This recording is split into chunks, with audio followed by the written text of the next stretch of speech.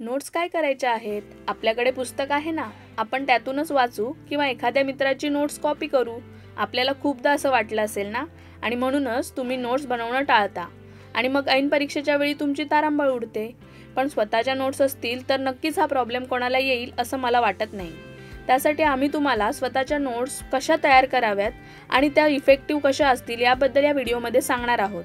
त्यासाठी हा व्हिडिओ शेवटपर्यंत नक्की बघा आणि आमच्या चॅनलवर नवीन असाल तर सबस्क्राईब करायला विसरू नका.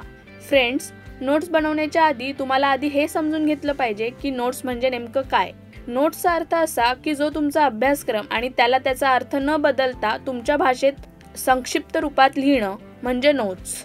तुमच्या नोट्स लिहितानाच 30 ते 40% अभ्यास पूर्ण होतो, कारण ज्यावेळी तुम्ही नोट्स लिहित असता त्यावेळी तुमच्या लॉंग टर्म मेमरीमध्ये ते कोरलं जातं, ज्यामुळे तुम्ही रिव्हिजन करायला घेता तेव्हा अर्धी माहिती आपोआपच आठवायला लागते. यासाठी काही टिप्स आम्ही तुम्हाला या व्हिडिओमध्ये सांगतोय. टिप 1. तुमचे लिहायचे सर्व सामान एकत्र करा. Gather all your writing material. Notes बनवताना तुमची सर्व स्टेशनरी एकत्र करून तुमच्या जवळ ठेवा. त्यात तुमचा पेन, पेन्सिल, वही किंवा पेपर्स, कोरे कागद, हायलायटर इत्यादी असू द्या.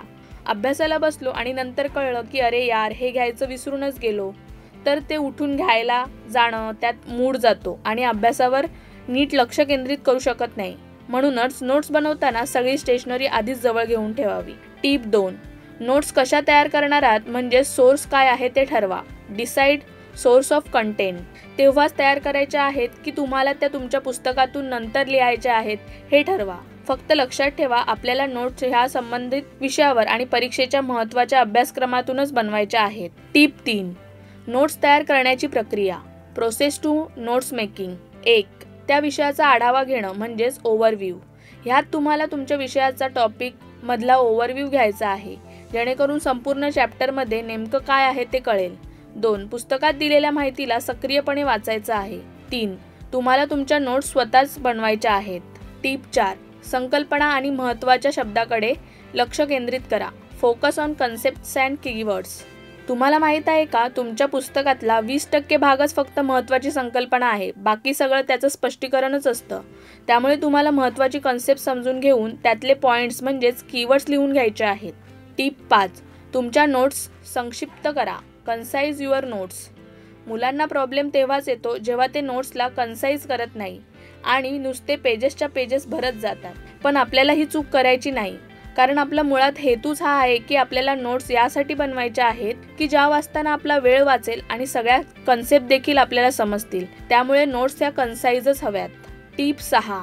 तुमच्या नोट्स कलरफुल बनवा. Make your notes colourful. Friends, तुम्हाला असा प्रश्न विचारला की तुम्हाला कोणता चित्रपट बघायला आवडेल, ब्लॅक अँड व्हाईट और कलर? तुमचं उत्तर अर्थात कलर हेच असेल, याची मला खात्री आहे. तसंच आपल्याला नोट्स आहे. जितक्या जास्त नोट्स कलरफुल तितकं वाचायला सोपं आणि बघायला सुंदर. नोट्स हायलायटरने किंवा स्केच पेनाने थोड्या कलरफुल बनवाव्यात. टिप 7. स्मरणात ठेवा. मेमोरायझेशन. आतापर्यंत तुमच्या नोट्स बनवून झाल्या असतील. आता येतो महत्त्वाचा भाग, म्हणजे केलेल्या नोट्स स्मरणात ठेवणं. आता मी अशा प्रकारे नोट्स लक्षात ठेवते. 1. ओळीओळीने वाचायची पद्धत. ह्या पद्धतीत तुम्हाला फक्त तुम्ही तयार केलेले नोट्स ओळीओळीने 2-3 दिवसांनी वाचायच्या आहेत.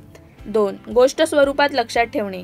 लिहिलेल्या नोट्स एखाद्या गोष्टीच्या स्वरूपात विचार करून लक्षात ठेवा. ह्या झाल्या काही 7 टिप्स ज्या तुम्ही वापरून तुमच्या नोट्स चांगल्या पद्धतीने बनवू शकाल, याची आम्हाला खात्री आहे.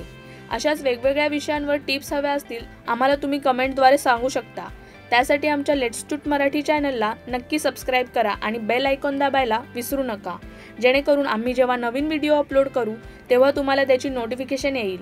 संपूर्ण व्हिडिओ पाहिल्याबद्दल धन्यवाद.